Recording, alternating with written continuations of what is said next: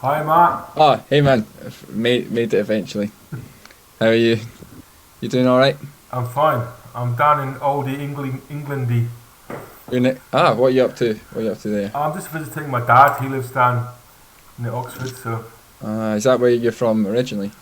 I'm No. trying to keep that quiet, Matt. I just don't want to. Just pretend you're properly Scottish. I guess the My accent can't really hide. cat, God. my wife doesn't even know. So just So hopefully this she doesn't overhear the conversation. between you and me, yeah. I lived here to the age of 9, and then we Yeah. moved to Scotland. So, and where are you? I'm just outside of Glasgow, living with my family Oh, at the okay. moment. So yeah, So, welcome to interview number 30. You're actually number 30. So, it's a momentous occasion. yeah, and uh, you're coming to play with us next week. So, it seems to be like things are going great for you at the moment. I listened to your album actually this afternoon. I'd heard a Oh, few. cool. I heard a few tracks before, but I listened to the whole thing. It was great. It's really wonderful.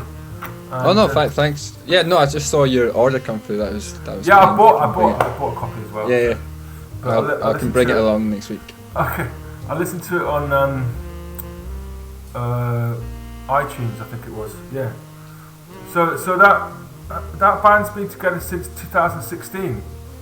Yeah, I guess we all kind of met through like youth jazz things and kind of started playing from there. And then, yeah, Tom Potter, Ali Watson, and Fergus. I think you know Fergus. I'm I not sure do, if you've yeah. I met. know Fergus. Yeah, he's great. Yeah.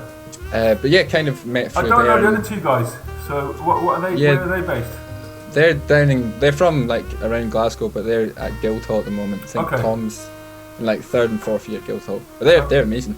Yeah, I Great. was kind of lucky to find those group of musicians that we all connected well on a personal level and musical at that age. And, yeah. And I mean, did you play together a lot as a small group? So you must have been quite young then when you 2016. Yeah, I guess About like when I was about 9 years old. 16. No, no.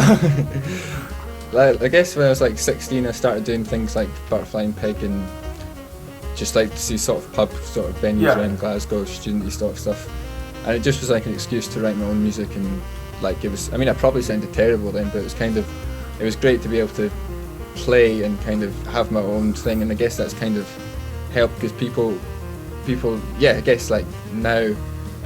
I guess I'm still young, but I've been doing that sort of thing, leading my own band for quite a while. So it's Yeah. kind of people say, "Oh, you're young and you're doing this," but it's kind of I guess if I was like 4 or 5 years You're a to veteran. develop. Yeah, Great. And are you finished at RCS yet, or are you still?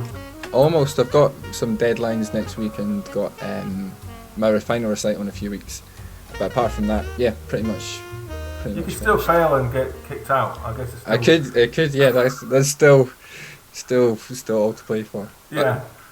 And then they'll decide whether I can be a musician or not. You get a piece of paper. Whether I've got the yeah. group. Yeah.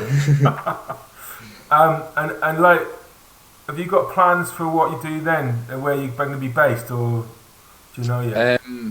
I'm. I mean, I presume I'm just going to stay in Scotland for the next year or so. I guess there's some like opportunities and stuff I've got lined up for the next year or so. So kind of see them out. But it's a bit. Well, I guess as for everyone, it's a bit scary, or you don't really know what's gonna go on. I But know. Yeah. I mean, it's not normal, is it? It's not a normal time. no. How has it affected you, given that you were studying throughout that whole time?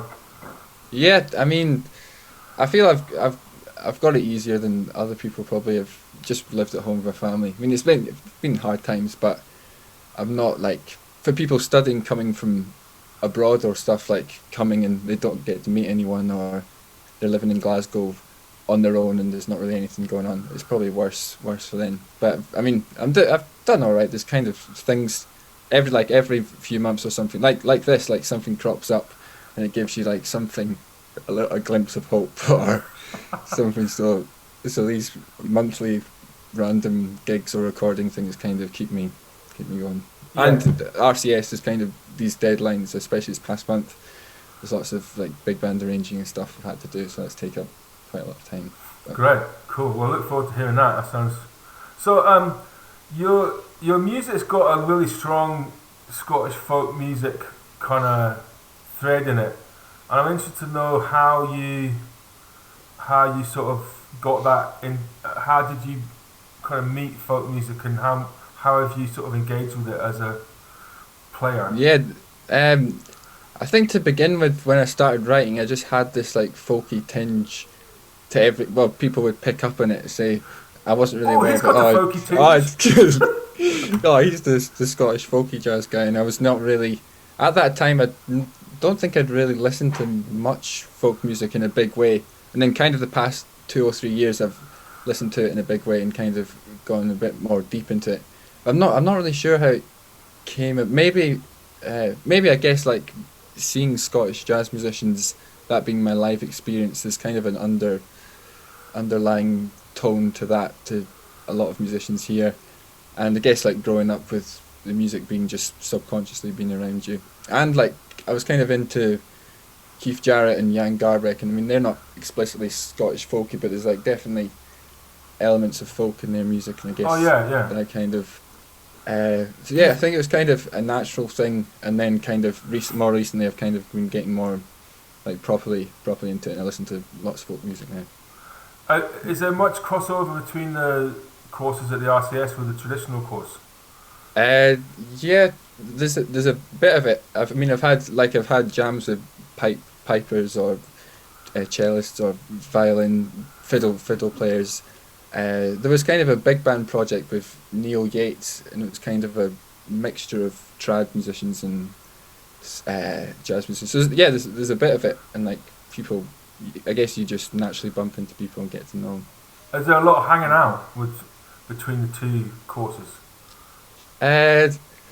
It's been like 2 years since I've been in RCS. I went to Norway for an Erasmus, so I've not really been for a while. But yeah, no, there's a bit of hanging around. Not absolutely massive fusion hangs, but the other thing I'm interested to know is because like my generation did a lot of Scottish players did a lot of experimenting with jazz and folk, and I'm interested to know how much of that you're aware of, and if it's kind of it's difficult to know whether the new your generation or how much of that stuff you've been able to check out, or even if I mean, actually, that's probably more recently.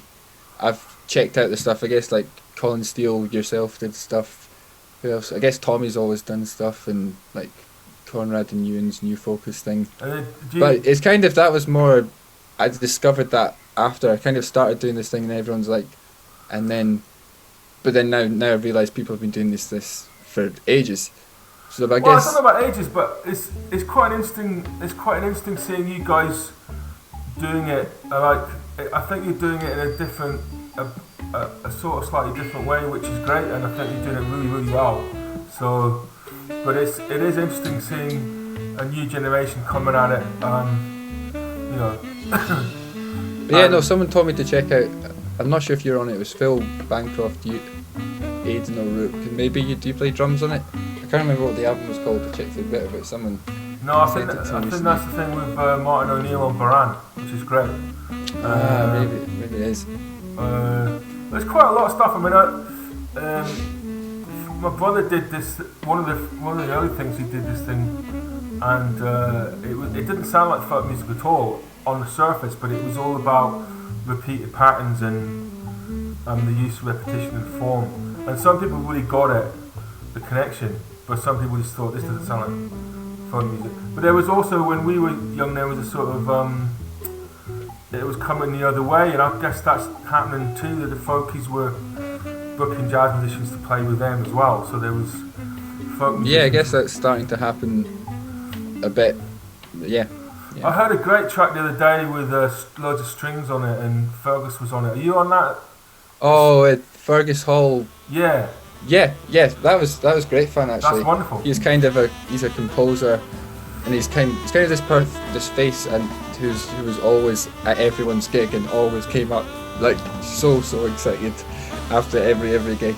And then got to know him more, and he realised he was a composer, and he wrote. And kind of after going to all these gigs, he kind of had such a strong idea of how everyone played, and then he was able to write music, which was, I guess, yeah, it kind of worked for all the musicians because he knew how they all sounded. But yeah, he's great. Is he at the RCS, or what's his story?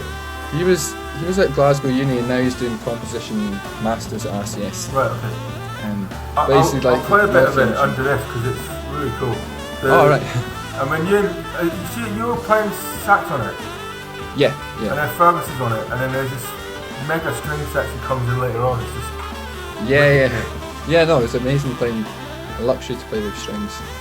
It makes everything sound better than it is. The way we got into it, I just wanted to tell this story because I think it's quite interesting. Was that Tommy and John Ray and myself and Phil and Colin Steele and Kevin, we were all sort of very similar ages, and we were all in Edinburgh.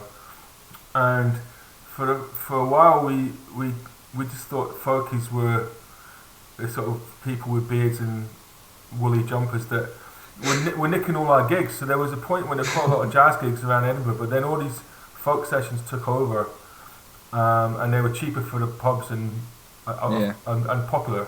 So we lost a bunch of gigs to the folkies, and for a while it was like, who the hell are these folkies?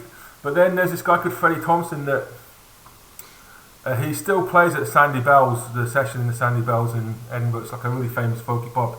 And he got John Ray interested in learning folk tunes. And we had this band called the Giant Stepping Stones, which was... Oh yeah, I've heard. With Tommy told me. Yeah.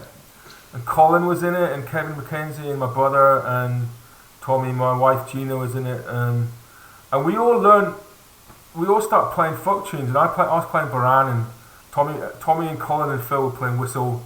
John was playing fiddle. And we all learnt a bunch of tunes, and actually a lot of stuff started from that. But Freddie was quite into Irish stuff, so we actually learnt a lot of Irish tunes. Yeah. You know, it wasn't full on Scottish traditional music, but and I think all of those musicians went on to do stuff that was folky influenced. But now there's much more crossover between the scenes. You know. Yeah, no, Tommy told me about this. He was saying some story about you all going camping. Can't remember where you went camping, but with the giant stepping stones. Yeah, we had a gig down in the Traquair House, and I think we were camping there, and there was probably quite a lot of drinking. Yeah. Not me, of course, but... yeah, you were keeping everyone in line. Now, you recorded your... I saw you recorded your album in Hastings. Yeah. I thought that was quite interesting. I wondered why that came about. Yeah, no, that's where Fergus recorded his album actually. Oh, okay. And I think they've got a really nice piano there, and Fergus is quite fussy with pianos, and the guy was quite reasonable, and yeah, I mean it was quite a trek, and it was just like literally we went down, and then all over the news was the lockdown was going to happen, so it was kind of, we were all staying in this caravan, but it was kind of all this news coming at us. It was a bit quite stressful. A bit stressful or strange. You were in one caravan? Yeah, we hired an Airbnb caravan. Great. It's like a sitcom waiting for you. I used to be a doctor, and I worked in Hastings for 6 months. And do you know Leanne Carroll, the jazz singer? Yeah. She lives in Hastings. And when I was there for 6 months, I was already playing a lot, and I thought, I'm never going to hear any music in Hastings. It would be a total backwater. And I went out on a weekend and walked into this pub, and Leanne Carroll was sitting there playing Joan Armatrading songs and Joni Mitchell songs. And it was like, and I didn't know who she was at that point. I was like, holy shit, she's amazing. And so I actually met her like before most of the people. Everybody in Scotland knows her now, but I met her first because you were down. And she's got her husband Roger lives there too, and so we sort of. It's quite an interesting scene down there, but I don't know if you got any chance to check that out or. No, I mean I knew she sings at this pub every week, I think. And I think the recording engineer does the stuff for Leanne as well. But no, we were kind of just there for a couple of days in the caravan. And one of the questions I've been asking everybody is how did you get into playing jazz? And we've talked a bit about the folky thing. But how did you get into playing jazz and improvised music? I think it was. I mean, I started playing saxophone with school lessons, and it was kind of just like generic saxophone. You learn these nursery rhymes or whatever tunes in the book, and then I don't know. I ended up going. I guess I progressed quite quickly, and just I guess kind of became obsessed with it, and just like practiced on my own. And then I ended up getting a different teacher, Alon Bolverson. Okay, great. Yeah. And he kind of sent me a burnt disc of different, like Charlie Parker and Michael Brecker and all that, and told me to check it out and tell him what I liked. And I don't think I really connected with any of it, to be honest. I came back, especially not the Tolkien stuff. Yeah. It's okay, you don't have to answer that. And then I guess later on I heard, maybe 6 months down the line, I heard his own group with Brass Jaw. Oh yeah, I remember Conrad probably did like a really soulful solo or something, and I connected with that. I think the emotion connected with me, and that was kind of my way in. And then I kind of just got obsessed with all the saxophone players or jazz people. Great, wonderful. But yeah. This interview is going out in the interval of the gig we're doing with Malcolm McFarlane. And the first set is just finished. Just finished right now. I wondered what you thought of the first set.